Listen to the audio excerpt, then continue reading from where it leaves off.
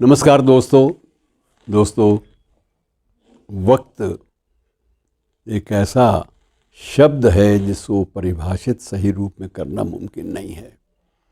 लेकिन ये सोचिए कि जब पहली बार घड़ी का आविष्कार हुआ होगा, जब पहली बार समय को मापने के यंत्र पुराने ढर्रे से, वो रेत के बने हुए बगुलों से, या कुछ भी अगर किसी भी तरीके से वक्त को नापने की जो प्रक्रियाएं चली होंगी, क्योंकि आज भी ये तो सच है, ये तो तथ्य है कि हम जब पंचांग की बात करते हैं तो हम 100 साल पिछला भी या 1000 साल पिछला भी पंचांग कौन सी तारीख थी, इस तारीख को, इस दिन को, या फ़लाँ दिन जो है वो कितने मंगलवार उस वर्ष में आए थे, इन सब बातों का आकलन अब बहुत आसान है, कोई मुश्किल नहीं है।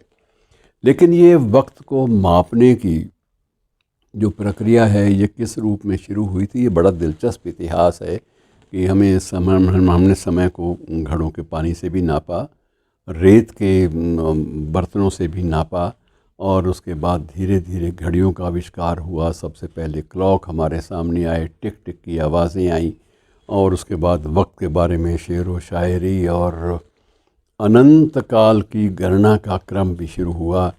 और अब स्थिति ये आ गई, उसके बाद जो शोध का नया जो एटॉमिक वाचेस आ गई हैं मित्रों, वो बड़ी दिलचस्प हैं। अब एटॉमिक जो वाचेस, जो घड़ियां सामने आई हैं मित्रों, उनका तो बिल्कुल ही स्वरूप ही अलग है।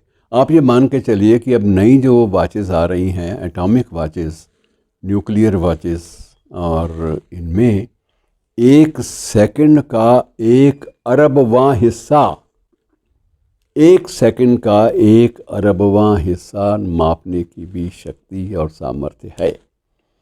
अब ये वक्त जो है, जिसको आप आदमी को चाहिए वक्त से डर कर रहे, और आप उसको मापने की बात भी करते हैं कि कौन जाने किस घड़ी वक्त का बदले मिजाज। तो वक्त का मिजाज है वो परिस्थिति जन्य तो हो सकता है, लेकिन जहाँ तक समय जिसे आप कहते हैं काल, उसकी गति जो है वो निर्धारित रूप से ही चलती है, चाहे वो पानी के घड़ों से चलती थी या एटॉमिक वाचेस से। उसमें कोई अंतर नहीं लंबा चौड़ा आया। और जो वक्त का जो महत्व है मित्रों, वो आप देखिए कि उसका सुनियोजन हमें करना पड़ता है।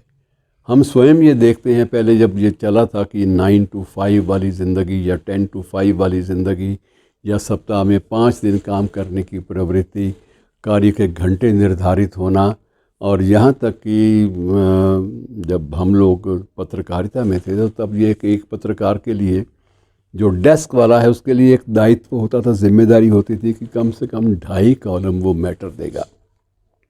अब 2.5 कॉलम मैटर जो है वो कचरा होगा, या उसमें बौद्धिकता होगी, या उसमें प्रामाणिकता भी दी जाएगी। ये सारी की सारी चीज़ें, इन चीज़ों को बाद में सोचा गया। लेकिन ये है कि हर चीज़ को ज़िंदगी में हमने इस ढंग से मापने का प्रयास किया, बांधने का प्रयास किया कि जैसे हम ही जो निर्णय लेंगे वो अंतिम होगा। लेकिन अंतिम कुछ नहीं होता, और बकौल इकबाल अंत में सब कुछ ही बड़ा विक्षिप्त सा हो जाता है, और उसके बाद आदमी हथियार डाल देता है। और हथियार डालता है जब ईश्वर के सामने, अल्लाह के सामने, उस परम पिता के सामने, तब हम यही कहते हैं कि तू है मुहीत बेकरां, कि तू है मुहीत बेकरां, और मैं हूँ ज़रा सी आबजू, या मुझे हम किनार कर या मुझे बेकिनार कर, एक तरफ लगा। तो ये जो समय की जो बात है कि समय को हम किस ढंग से बांध कर रखें, ये मुमकिन नहीं है। हमने देखा है कि उच्च शिखर जो हैं वो भी धराशायी होते हैं, और धरती के जो कण हैं वो शिखर तक पहुंच जाते हैं। शुक्रिया।